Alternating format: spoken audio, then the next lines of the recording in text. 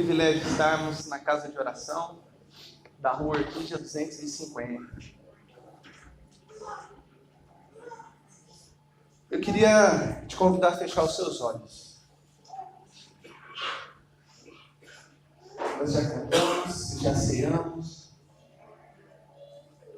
já falamos com o Senhor, e agora nós vamos para um momento onde especialmente nós ouvimos a Ele. E esse precisa ser o desejo do nosso coração. Com os olhos fechados, eu gostaria de fazer para você 3 perguntas essa manhã. Que você considerasse da seguinte maneira, que fosse o próprio Senhor perguntando para você. Sendo o próprio Senhor que conhece o seu coração, que sonda a sua mente, que sabe o que é bom para você, eu gostaria que você fosse muito sincero na sua resposta. Você não vai levantar a sua voz, você vai responder com a sua mente e com o seu coração. Essas perguntas são bíblicas e elas foram feitas para um dos discípulos de Jesus, há um pouco mais de 2000 anos atrás. Eu gostaria de trazer essas perguntas ao nosso coração. E a primeira dessas perguntas é como se você pudesse ouvir a voz do próprio Senhor Jesus. Tu me amas?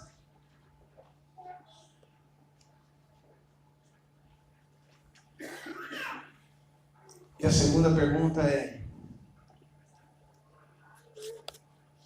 tu me amas?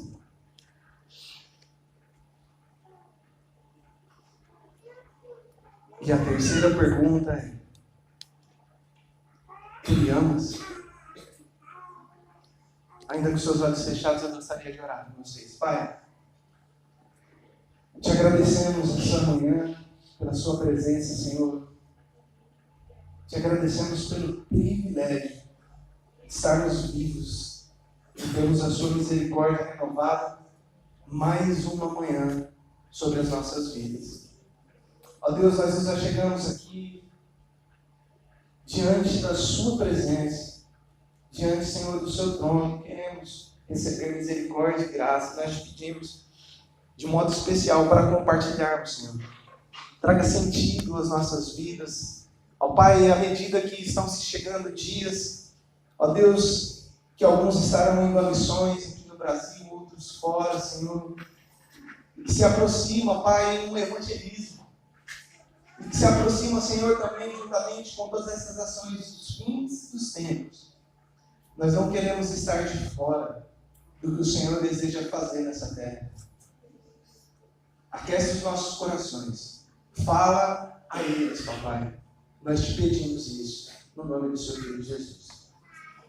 Amém. Amém? Amém? Vamos abrir a Bíblia em Isaías, capítulo 6.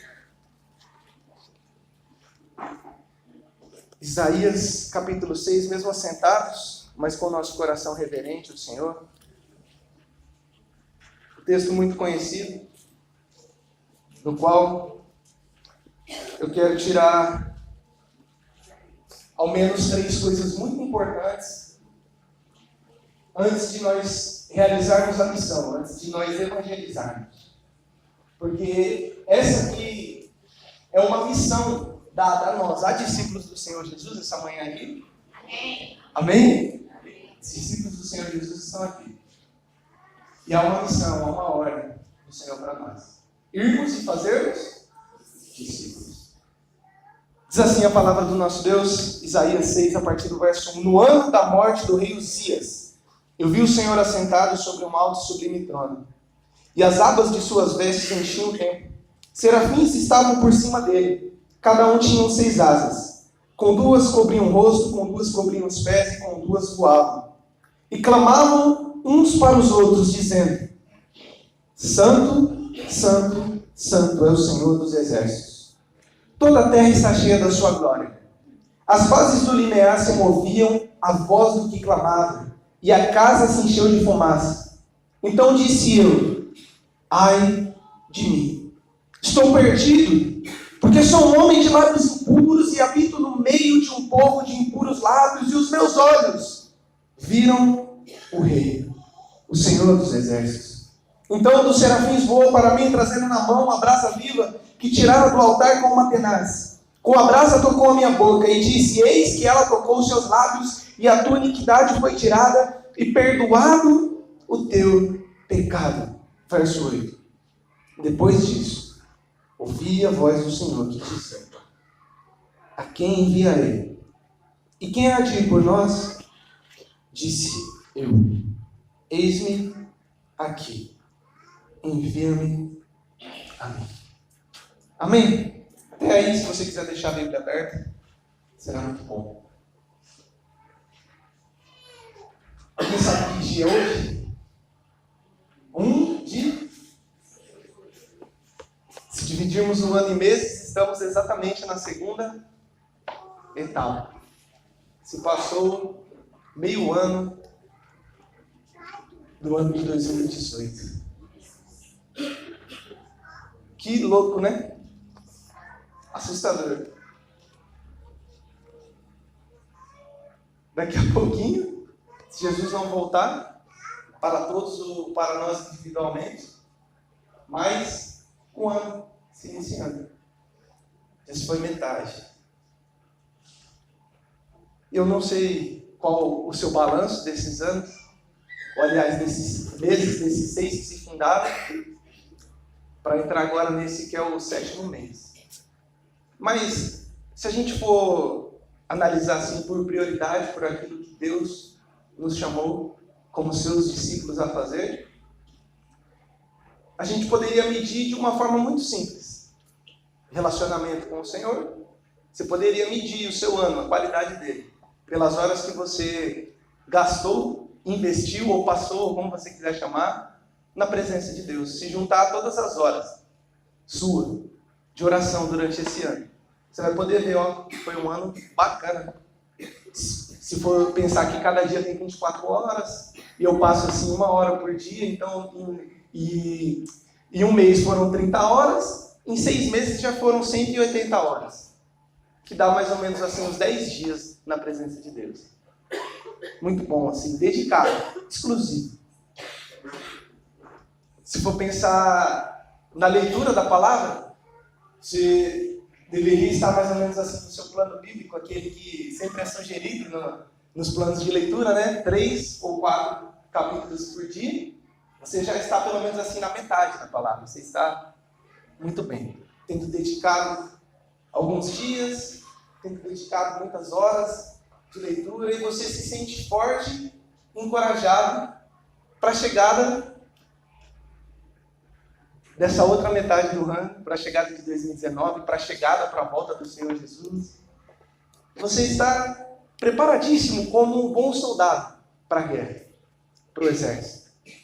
Mas a grande realidade e a grande verdade é que muitos de nós até fazemos esses planos no final do ano, mas o ano vai se iniciando e às vezes a gente começa até bem, uns 2, 3 dias, primeira semana. E aí depois vai se perdendo, isso vai saindo daquela nossa agenda de tarefas, do nosso pensamento, de que isso realmente seria uma das coisas mais importantes. Buscar Deus para então poder cumprir a minha missão. Fazer discípulos semelhantes a Jesus Cristo. É a missão bíblica, é a missão que nós, Igreja do Nazareno, acreditamos. Fazermos discípulos semelhantes a Cristo. Agora, eu quero observar com vocês,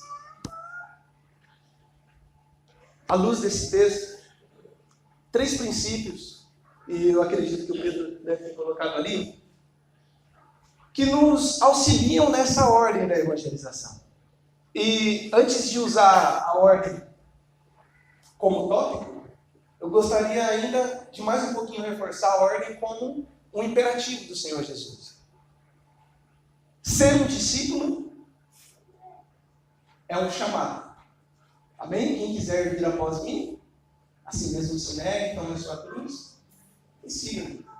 Agora, depois que eu sou um discípulo, olha só que interessante. Jesus, no final do Evangelho de Mateus, no final do Evangelho de Marcos, reúne ali os seus discípulos e ele dá uma ordem. Ide, portanto, e fazei discípulos. Olha só, ser discípulo é uma opção, fazer discípulos não é uma opção. Interessante isso, né? Agora, por muitas vezes nós falhamos nessa tarefa. Nós falhamos. Ou às vezes nós fazemos em uma ordem errada. E aí sim eu quero entrar à luz desse texto para a gente buscar, porque é óbvio, você está vendo as pessoas indo à missão, você já foi convocado hoje nesse culto a ofertar, a participar, a fazer parte daquilo que Deus está por fazer através da vida dessa igreja desses dias.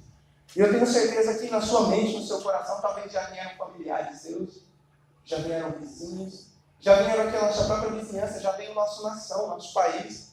Se você, enquanto orava, prestava atenção também, nessa própria manhã nós já oramos pelo nosso país, pela nossa cidade. E talvez você deve ter pensado assim também no meio de tudo isso. Ah, Senhor, também levanta governantes justos, para que haja paz na nossa sociedade, para que se cesse a corrupção, os males, a decadência, a ruína. E qualquer discípulo do Senhor Jesus, essa consciência, ele tem uma convicção no seu coração. O Senhor me deu uma ordem. Qual é essa ordem? Ir e fazer discípulos, ensinar a guardar, no nome de Jesus curar, no nome de Jesus expulsar demônios, no nome de Jesus, se eu comer alguma comida estragada ou envenenada, ainda assim não me fará mal. Mas, por muitas vezes, essa que é uma ordem imperativa do Senhor, ela se perde por não compreendermos uma ordem no qual ela deve acontecer. E a luz de Isaías, aquele que vivia reclamando da sua sociedade, povo de Judá, Israel estava corrompido, e lá no capítulo 1, se você voltar algumas páginas, você vai ver o profeta se dirigindo àquela nação, dizendo exatamente isso: ai dessa nação pecaminosa.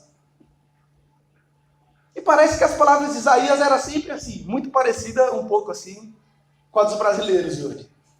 Temos nos tornado murmuradores, enquanto brasileiros. E aí, vai se seguindo, e Isaías vai continuar profetizando, ou reclamando, ou murmurando, dizendo: ai dos que ajuntam a casa, reúnem campo a campo, até que não haja mais lugar, e fiquem como únicos moradores, ou seja, ai dos egoístas. Ai dos que se levantam pela manhã e seguem a bebedice e continuam alta noite, até que o vinho os esquente. Ou seja, ai dos que se embriagam. Ai dos que puxam a iniquidade com cordas de justiça, com pecado. Ai dos que praticam, aí já ficou mais geral. Para quem não se enquadrou, ele fez questão de condenar um por um. No capítulo 4, agora no verso 20. Ai dos que chamam bem mal e mal bem, a escuridade de luz e a luz de escuridade, o amargo de doce e o doce de amargo. Ai dos que são próprios aos olhos, aos seus próprios olhos, e prudentes no seu próprio conceito. Ai dos heróis, para beber vinho, e valentes para misturar bebida forte. Isaías era um dessas pessoas reclamando, mas que havia de, pela misericórdia de Deus, receber uma missão. Uma missão que não é opcional. Uma missão que é como se, imagina só que o presidente de uma embaixada te chamasse para representar o seu país e você iria todo feliz. Ou que um presidente de uma multinacional te convidasse a fazer parte para representar aquela empresa. Talvez você fique aí pensando no McDonald's.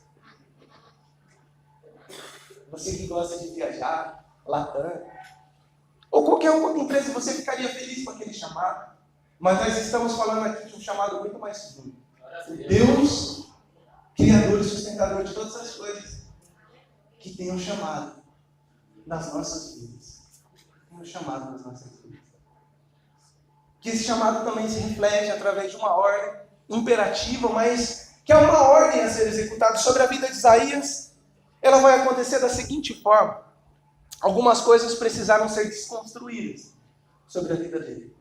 Isso me faz pensar muito nas orações, nas ministrações que nós como igreja temos ouvido durante esse ano. Um ano de transformação, um ano de quebrantamento, um ano que a gente não pode se esquecer disso. De buscar o Senhor, de desconstruir algumas coisas, para que Deus faça perfeitas, novas, estabeleça o seu reino sobre as nossas vidas. E Isaías, olha só que interessante, no ano da morte do rei Uzias, aquele que muito possivelmente era o seu tio. Se você for olhar a genealogia e a história do povo de Judá, Muito provavelmente era o seu tio. Mas, independente de era o seu tio ou não, eu chamo a sua atenção que os nomes sempre têm alguns significados. E o significado de Uzias era a minha força. Então, se a gente for colocar o significado do nome de Uzias, no ano em que morrem as minhas forças. Isaías vai ter uma visão sublime.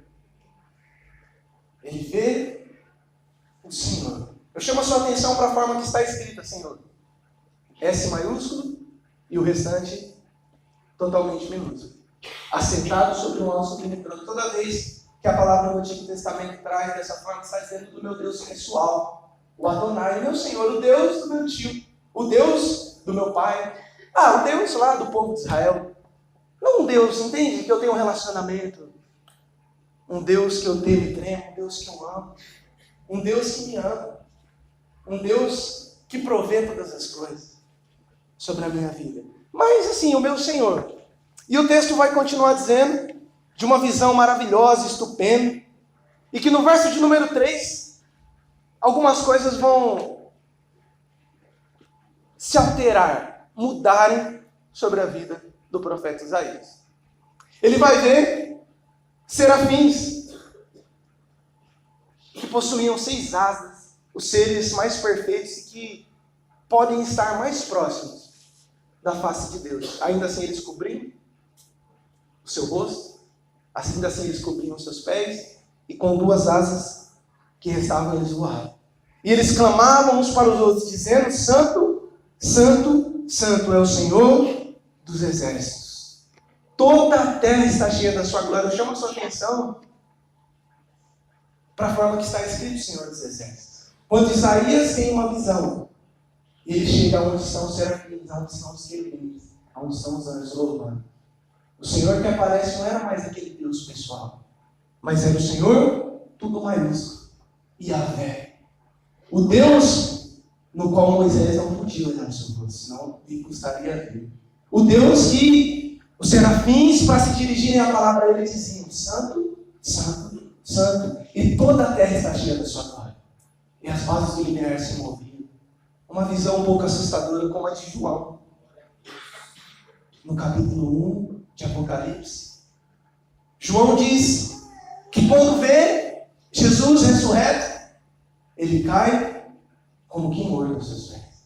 E aí eu quero observar 3 coisas a partir dessa visão de Isaías, para que a gente possa cumprir a nossa missão como discípulos. Tem alguém aqui essa manhã que deseja agradar ao Senhor e cumprir a sua missão como discípulo? A primeira coisa que Isaías vai olhar, embora o mundo esteja em decadência, embora realmente o mundo estava daquela forma, Judá estava destruído, mas há uma ordem a ser seguida. Se nós olharmos somente para os perdidos, quantos são? Para as prostitutas, para os drogados. Se nós olharmos apenas para os casais que estão se divorciando, se nós olharmos somente para a corrupção do nosso país, o que isso vai adiantar? Uma ordem para a evangelização. E Deus preparando Isaías, a primeira coisa que vai acontecer é que Isaías vai olhar para o alto. É o primeiro lugar que nós devemos olhar para cumprir a nossa missão. Isaías vai olhar para o alto, ele vai ver o Senhor. Não Deus como ele achava, mas Deus muito maior do que ele podia compreender. E algo de maravilhoso vai acontecer na vida dele. Esse Deus que é santo, santo, santo, e que toda a terra estava cheia da sua glória, vai causar um grande espanto em Isaías, o levando a olhar para dentro de si mesmo, ainda antes de olhar para a sua realidade, para a sua nação e para o pecado que é real. Isaías, então, ao olhar para o Senhor, olhar para dentro de si, vai exclamar: ai de mim. Olha só, não é mais Israel, não é mais o maldito, que é uma boa definição desse ai. Aquele que chama doce amargo, amargo doce, bem de mal ou mal de bem, luz de trevas ou trevas de luz. Agora o negócio estreitou, Deus. Você não é só o meu Senhor. E embora esteja um caos ao meu redor, o Senhor continua sentado sobre um alto sublime trono. Não é Satanás que governa esse mundo. Basta uma palavra, uma ordem. E Satanás tem que obedecer. O Senhor continua sentado sobre um alto sublime trono. E Senhor, então, ai de mim, as coisas não são da maneira que eu pensava, da maneira que eu estava achando. E quer saber, Senhor? Eu sou um homem de lábios puros. Quando eu vejo o Senhor, cessa a minha intolerância para com o próximo, para com a nação, para com os governantes, para com o Neymar.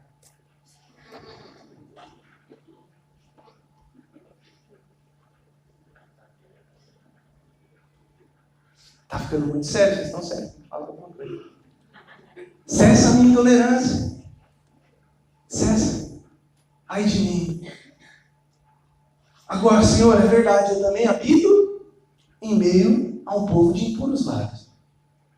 Mas, primeiramente, ao olhar para o Senhor, ainda não é hora de olhar para fora. É hora de olhar para dentro. A olhar para o alto, para o Senhor dos Exércitos. Eu vejo o Senhor. Aquele Deus que por muitas vezes a gente não conhece. E erra, e peca, e se perde por não conhecer as Escrituras e nem o seu poder. Como Jesus por tantas vezes disse aos discípulos. Fala assim, igreja, você é salvo, você conhece o Senhor Jesus, você tem certeza da sua vida eterna? Amém. Então o que é a vida eterna? Não sei. Vou te falar agora no seu coração. João 17, verso número 3, diz que a vida eterna é essa: conhecer a único Deus verdadeiro e ao seu Filho Jesus, a quem ele enviou. Você precisa guardar isso no seu coração. E você precisa não somente guardar, mas você precisa conhecer a Deus e ao Filho dele a quem ele enviou. E não era o Deus que Isaías pensava. Quando Isaías olha para o alto, ele tem um choque. Ele olha para dentro, ele se desespera. Ai de mim! Ele vai olhar para fora. Ai, esse povo também tem lábios impuros. Mas o que eu vou fazer? Até aí não mudou a minha realidade? Continuo tendo lábios impuros? Até aí não muda a realidade do mundo? O mundo continua como um peixe dentro da água, pecando, sem nem saber, sem nem perceber. Porque somente conhecendo a Deus, nós conseguimos também conhecermos a nós mesmos. As nossas falhas, e as nossas transgressões, e o nosso pecado, e a nossa maldade. Não somos bonzinhos. Nós crucificamos o Filho de Deus na cruz. Uma coisa vai acontecer sobre a vida de Isaías, é o meu grande desejo nessa manhã. Os seres mais celestiais vão tirar uma brasa viva do altar de Deus. E eles não podiam pegar com as suas próprias armas, eles pegaram uma tenaz, porque o texto é bem forte e imperativo, é uma brasa viva.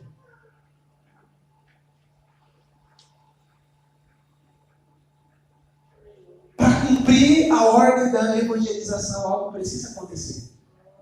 A gente sabe que Deus nos chamou, essas coisas mexem no nosso coração, mas a gente fala tanto por não se atentar na ordem que precisa acontecer.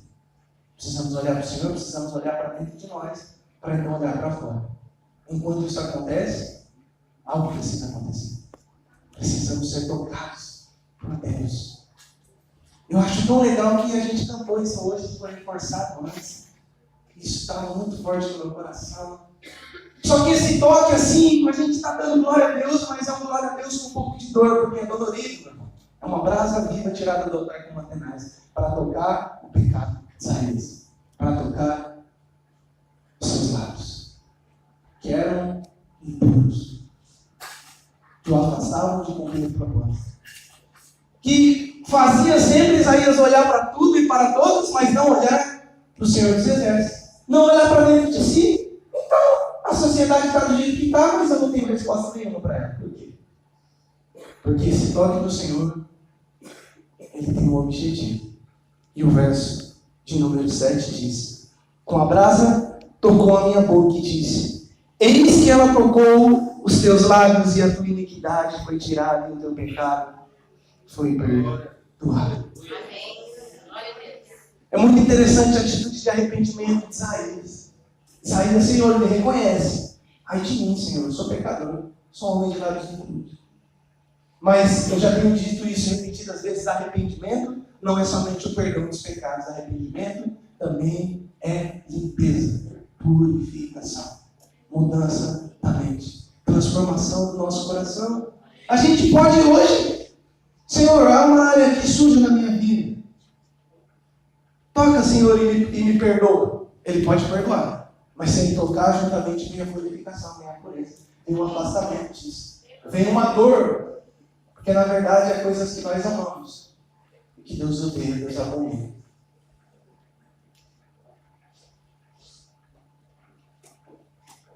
Mas Isaías então vai se capacitar para levar aquilo que transformou ele.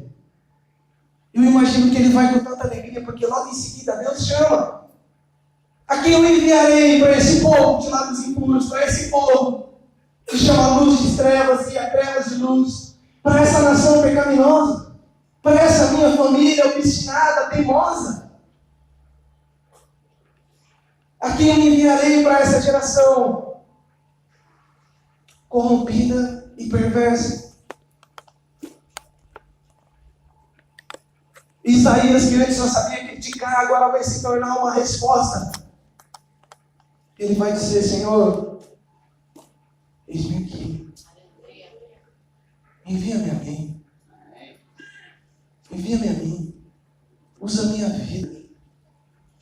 O Senhor me tocou, eu não posso mais. Como eu posso dizer não? Quem eu enviarei? Não, eu não. O Senhor me tocou, o Senhor tirou meu pecado. E esse toque que parece tão doloroso, ele é tão misericordioso, meu irmão. Porque sem esse toque, sem o perdão do pecado, sem a purificação, nós permanecemos no nosso pecado. E nós sabemos que o salário do pecado é morte. Esse toque é tão cheio de graça, tão cheio de amor. Você fala assim: poxa, Deus está pegando no meu pé. Não, Deus te ama. E até mesmo quando Ele te disciplina, Ele está te amando. Ele arranca coisas que parecem para a sua morte, mas é para a sua vida.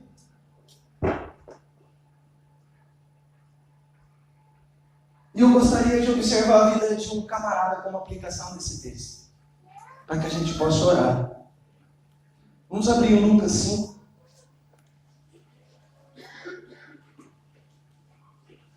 O discípulo que mais se parece comigo e com você também foi chamado pelo Senhor Jesus. E esse estágio também havia de acontecer na vida dele. Aconteceu com Daniel. Daniel, quando tem uma visão do Senhor: ah, Senhor, a ti pertence a justiça, a nós a confusão, a nossa vergonha. Isso também aconteceu com Paulo. Paulo, quando vê o Senhor, ele cai cego. Os judeus o chamavam de Saulo. Ele não muda o nome. Paulo era o nome romano. Mas ele fica 3 dias sem comer. Ele jejua. E Ananias vai até a casa, esqueci o nome do irmão, mas ele vai até a casa do Judas, se não me engano, na rua direita, para poder tocar Paulo. E Paulo vai ter a sua visão retomada e o ministério estabelecido. Deus chama, Deus capacita. Paulo olha para o céu e fica cego, olha para dentro de si, e depois recebe o toque do Senhor. Ser chamado às nações, levar o evangelho aos gentios. Agora olha só comigo, Lucas capítulo 5, verso de número, eu acho que é o 8. Pode ser o 8. Está aqui, né? Quando Simão Pedro viu isso, prostrou-se aos pés de Jesus, dizendo: Senhor, se retira de mim, porque sou pecador. Pois à vista da pesca que fizeram, a admiração se apoderou dele e todos os seus companheiros. bem como de Tiago e João, filhos de Zebedeu, que eram seus sócios falidos. Abre parênteses e fecha parênteses. Disse Jesus a Simão: não temas, doravante ou de agora em diante, serás pescador de homens. Aleluia. Gente, olha só que maravilhoso. O chamado de Deus se repete por toda a Bíblia, se repete por toda a história. O chamado de Deus está sobre a nossa vida. E Deus nos chama para a ordem, para a obra da evangelização, levar as boas novas. Levar aquilo que nos tocou, que nos curou, que nos sarou, que nos perdoou, que nos transformou, aquilo que é a nossa própria vida.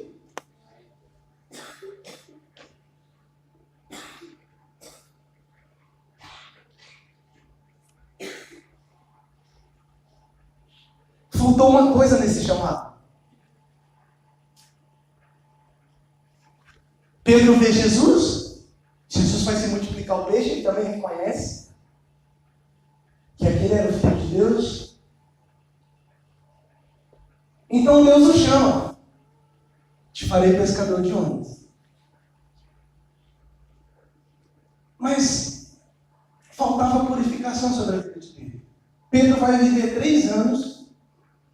E aí, eu te chamo para uma reflexão pessoal. Quantos de nós fomos chamados, mas como Pedro, nesse espaço de tempo, nos falta algo. Estamos fazendo a obra, mas nos falta algo. Durante 3 anos ele vai fazer a obra. Ele vai receber a missão junto com o servente. Ele vai de casa em casa.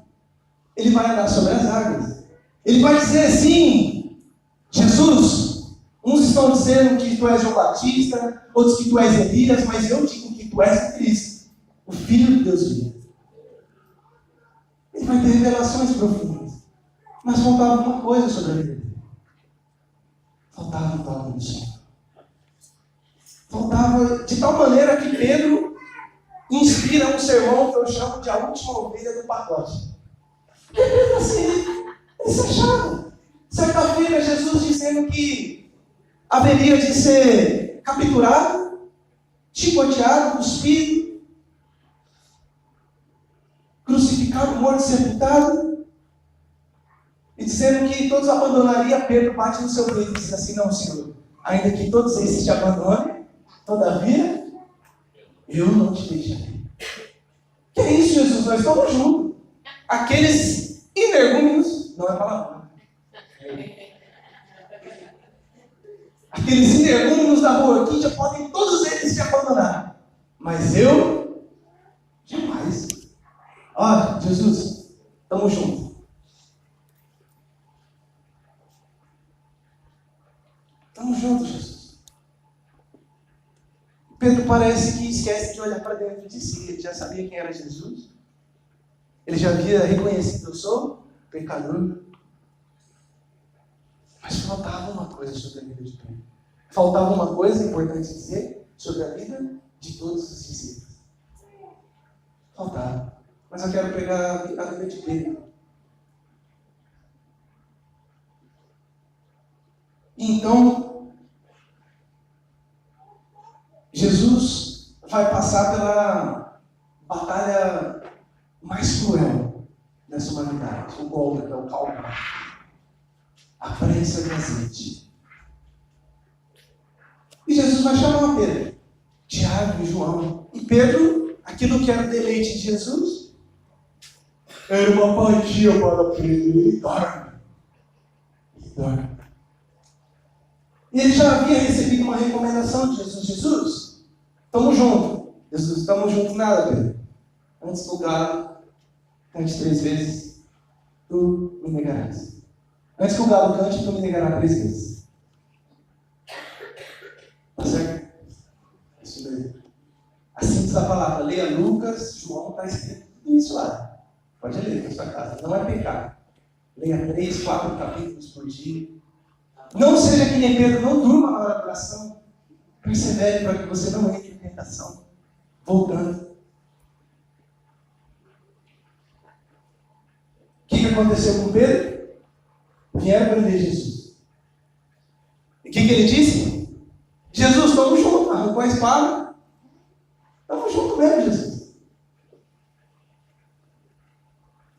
Mas Jesus mostrou que o reino não é tomado por força ou por violência. Embora em outro sentido seja, João Batista diz, mas nesse sentido não. Jesus cura a orelha do soldado porque senão provavelmente no golpe caberiam 4 cruzes. Quem morreria seria Pedro aqui. Jesus faz um milagre, coloca de volta a orelha do soldado. E aí vão questionar, porque Pedro parecia Jesus de alguma maneira, estava andando com ele. Estava andando. Poderíamos dizer que estava na igreja. Estava entre a liderança, podemos dizer. Estava entre a liderança. Mas ele vai negar Jesus as 3 vezes. Mas eu quero ir para um texto em João, que foi onde se originou tudo isso que Deus vem falando ao meu coração, que o nosso pastor está pregando em João. E o verso 15 do capítulo 21, último capítulo, verso 15, diz: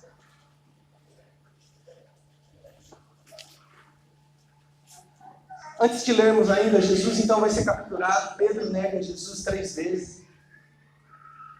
Jesus vai ressuscitar, meus irmãos. Ele não está naquela cruz, ele não está em nenhuma cruz, ele ressuscitou. E depois de ressuscitar, ele aparece aos discípulos. E no verso de número 15 diz: depois de terem comido, perguntou Jesus a Simão Pedro: Simão, filho de João, tu me amas mais do que estes outros? E ele respondeu: tu sabes que eu te amo. Eu não sei se alguém tem a versão King James da palavra, mas eu gostaria de dizer para você que a pergunta que Jesus faz para Pedro é diferente da resposta dele. Embora no nosso vocabulário não seja possível compreender, Jesus pergunta para Pedro exatamente: Pedro, tu me amas? Agape-me, amor ágape, amor sacrificial, amor divino. E a resposta de Pedro para Jesus é: eu gosto de você. Essa seria a melhor tradução. Filial, amor filial. Jesus, eu gosto de você. Mas Pedro, tu não me amas mais do que todos esses outros, porque todos, ainda que todos me negassem, você estaria junto comigo? Uma coisa aconteceu muito importante na vida de Pedro para que ele pudesse também ser tocado de maneira definitiva, permanente. Ele aprendeu a ser humilde. Agora ele não achava mais que amava mais do que os outros, mas no passado, sim.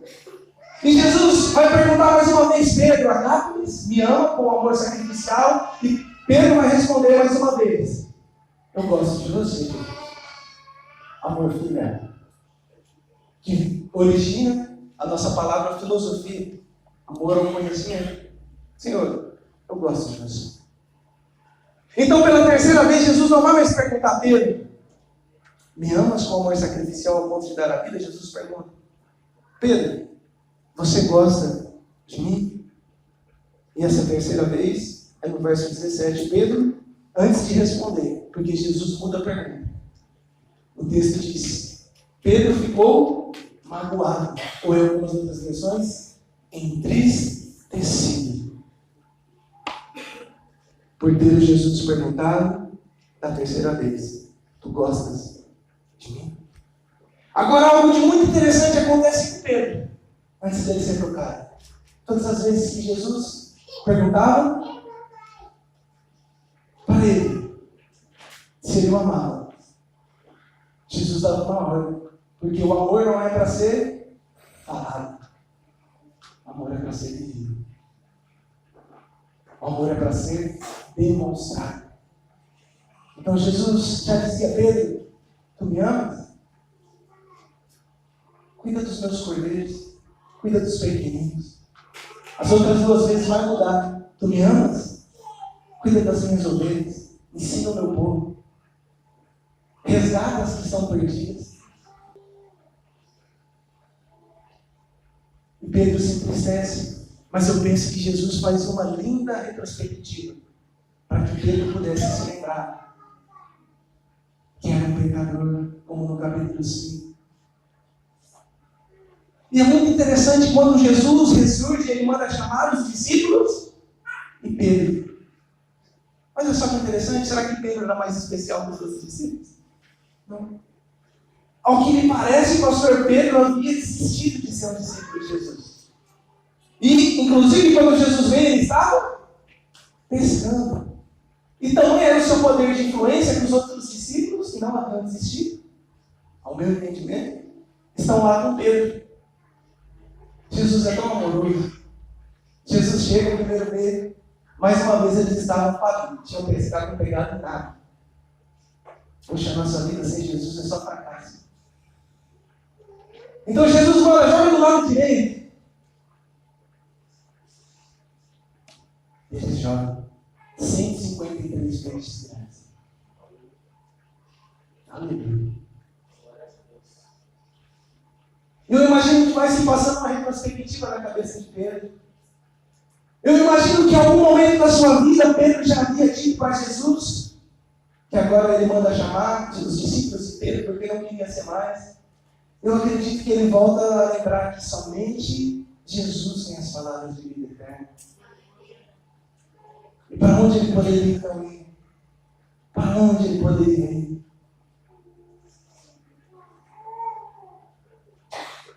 Então, Pedro é abraçado por Jesus. Jesus não desiste de Pedro. Jesus não desiste do plano que ele tem nas nossas vidas. Ele nos deu uma ordem. Ele nos ensina como cumprir essa ordem. Olhando primeiro para ele, olhando depois para dentro, para depois olhar para fora. Pedro só estava preocupado agora com peixes. Mas Jesus havia dito em Lucas 5,10 que agora em diante te farei pescador de homens. As promessas de Deus são tão maravilhosas. Pedro vai perseverar. Pedro vai continuar liderando aquele grupo no qual aparentemente ele já havia desistido de fazer parte. E Pedro, juntamente com os 12, agora também com Matias, vai estar reunido no dia de Pentecostes. E eles vão ser tocados pelo Senhor. De repente, ao se cumprir o dia, se ouve um som como de um vento, a casa enche. E os discípulos todos são tocados e são cheios do Espírito Santo. E a partir daquele momento, a pregação deles passa a ser diferente. A vida deles passa a ser diferente. Agora Pedro, que já era espalhafatoso, vai ser tido como bêbado. Ele vai falar, não, nós não estamos bêbados não, isso aqui que aconteceu é o cumprimento da promessa. E quer saber? Se arrependam vocês. Renunciem essa geração corrupta e perversa e sejam batizados em nome de Jesus. E quase 3.000 almas se convertem.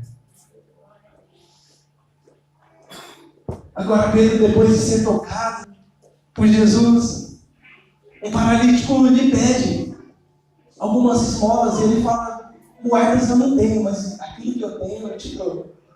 Aquilo que eu tenho eu te dou. Em nome de Jesus, levanta e anda. Pedro foi humilde. E ao invés de responder com as suas próprias palavras, que amava Jesus com amor sacrificial, ele foi ser tocado primeiramente por Deus. Para depois então poder ir para fora com muito poder, cheio de graça, cheio de autoridade de Deus. E os sinais realmente seguiam aqueles que creram. Maravilhas e prodígios eram feitos. Então Pedro vai olhar para fora. Pedro vai, diz a história, ser morto ainda crucificado, não por ter cortado a orelha do soldado, mas pela sua fé, pelo seu amor. E ele cumpriu o seu chamado. Ele cumpriu o seu chamado. Depois de olhar para o alto, depois de olhar para dentro de si, ele recebeu o Espírito Santo de Deus. Ele foi a testemunha. Ele foi. Um homem daqueles no qual não fugiu. Um homem daqueles no qual o Senhor Jesus nos chama para si também. Para cumprirmos a ordem da evangelização. Para anunciarmos o Evangelho do Rei. Para darmos a nossa vida por amor aos nossos irmãos. Por amor uns aos outros.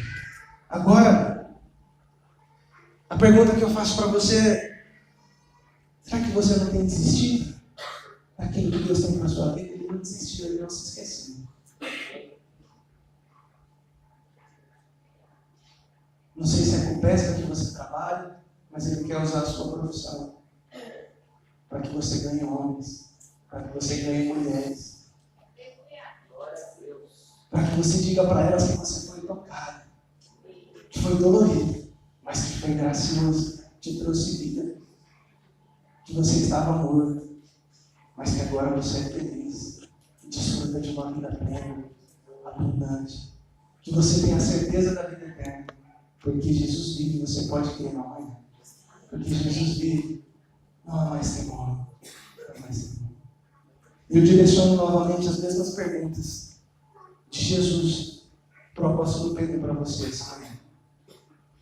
Eu queria que mais uma vez, de olhos fechados, você pudesse talvez visualizar no seu coração. Se você pensasse no seu nome agora. Você me ama? Cuida dos meus cordeirinhos. Você me ama? Apacenta as minhas ovelhas. Você me ama?